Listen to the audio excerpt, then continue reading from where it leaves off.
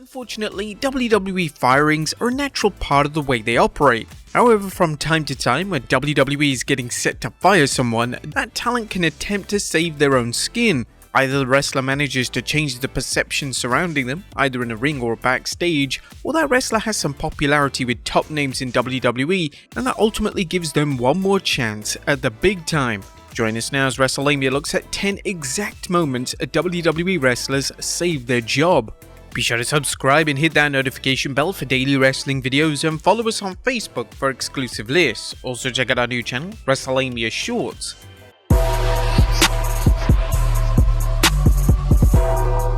Number 10. Stevie Richards. One of the most disappointing matches of the Invasion era saw Chronic take on the Brothers of Destruction. The two teams would collide at the Unforgiven 2001 pay-per-view, and the match was so unbelievably bad that Chronic member Brian Clark was fired from WWE shortly after the pay-per-view match. He was fired because he outright refused to go to WWE developmental, whilst the other Chronic member Brian Adams accepted their request for a stint in the developmental territory. For Chronic's infamous run in 2001, they would be joined by Stevie Richards, and according to Richards during a shoot interview, he saved his own job during the Unforgiven match by calling an audible. In the end, we had to call that audible, and I got in the ring. I backed up to Glenn and I did the old reaching behind and oh my god, is he still behind me? Turned around, beg off, take the choke slam, half decent, take a bump. I think that there might have saved my job in a way because I got in the ring and called that audible. They were kinda cool with it that we kinda saved a little bit of the match with that.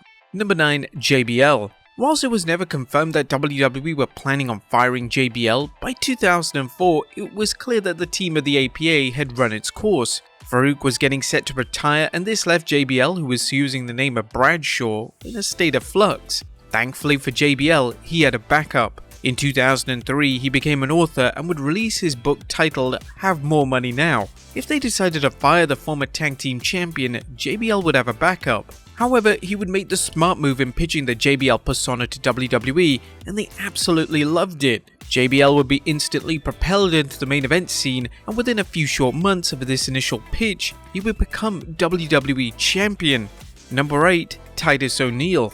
The wrestling world was in a state of shock following Daniel Bryan's initial retirement in 2016, but this wasn't the only story dominating the wrestling news at the time. As Bryan's statement came to a close, Titus ONeill physically pulled Vince McMahon out of the way in order to let Stephanie McMahon pass. Vince was absolutely furious with ONeill, and he was getting set to terminate ONeill with immediate effect. Thankfully for ONeill, he had built up a solid rapport with Triple H, and the game used his influence to convince Vince to reconsider. Whilst ONeill was still suspended, the incident didn't negatively impact his standing within WWE.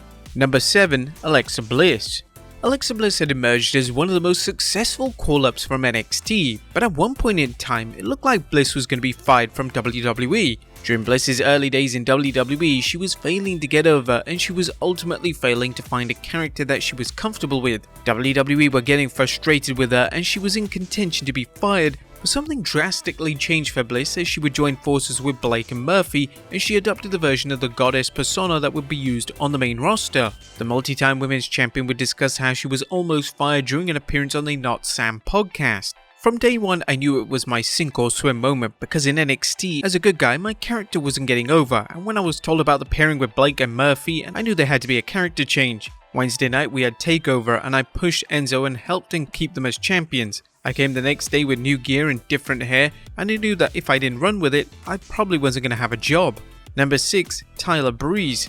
In 2015, ESPN debuted a special documentary that focused on NXT. The nature of the documentary was supposed to show major success of the NXT brand as well as notable failures. These failures were designed to show firings, and one of those firings was going to be Tyler Breeze. Breeze was smart enough to realize that he needed a new gimmick immediately, and this is where he decided to come up with the Tyler Breeze character, which would go on to become one of the most successful gimmicks on the NXT brand.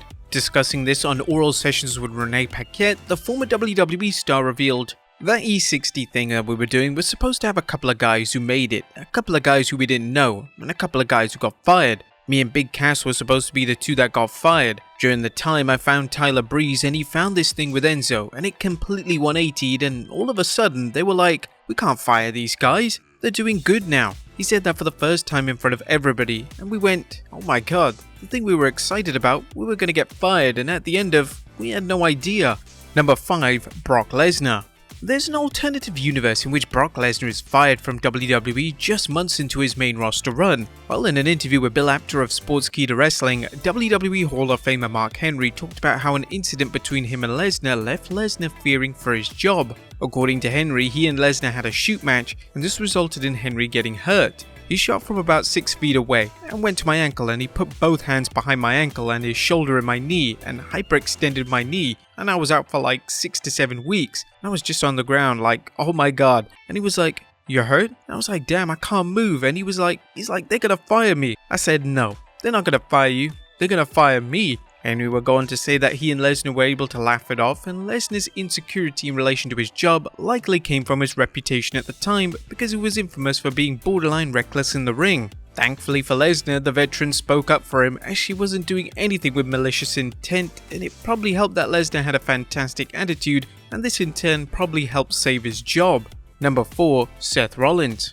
During Seth Rollins' time in developmental, he didn't have the best reputation amongst WWE management. Rollins was calling issues during training sessions, and this led to Triple H pulling him aside and letting Rollins know that he had no issues with firing him. Thankfully for Rollins, he knew he had to change his attitude, and it was a deep conversation with Joey Mercury that influenced Rollins to change for good.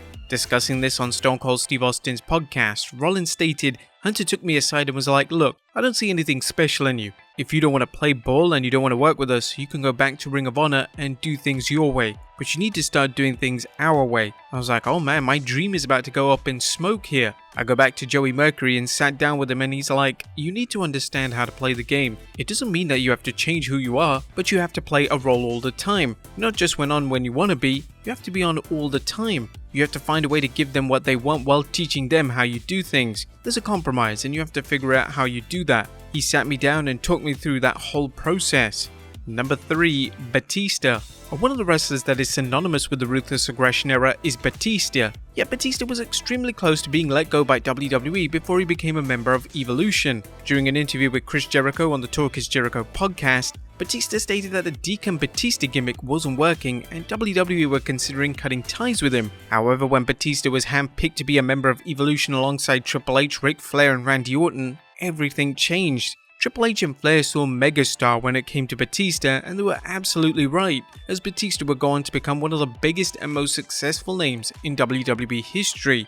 Number 2. Becky Lynch.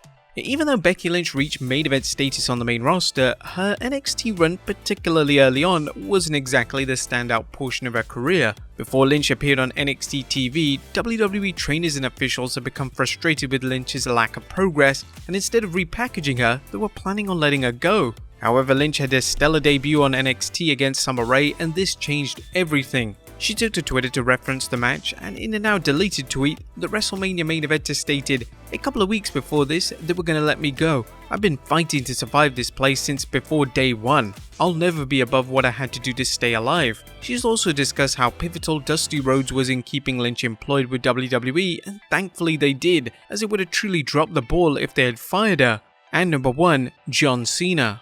In late 2002, WWE were getting set to release John Cena from his contract. Cena was blending into the background and he had zero character or presence on screen, and this is when Cena did one ingenious move which saved his entire career. Speaking on the acclaimed Ruthless Aggression documentary, the WWE legend stated, "I was told I would be getting my release in Christmas cuts because it just wasn't working. We travel as a community, so we're all on the same bus. So I heard a bunch of guys sitting at the back of the bus like Rikishi and Rey Mysterio kind of leading the charge, and they were all freestyling. And I remember just being like, let's go try this. Just dove right in, and it was like it resonated with me. In 2 seconds, I made a small rap about a tuna fish, the jetway, the plane we're about to go on, and the destination, and then closed it with a comment about Stephanie. She said, would you guys like to do this on television? I said, absolutely. Just weeks later, Cena's rap persona would debut on TV, and this wouldn't just be a gimmick that would save Cena's skin, it would ultimately take him to the next level in WWE.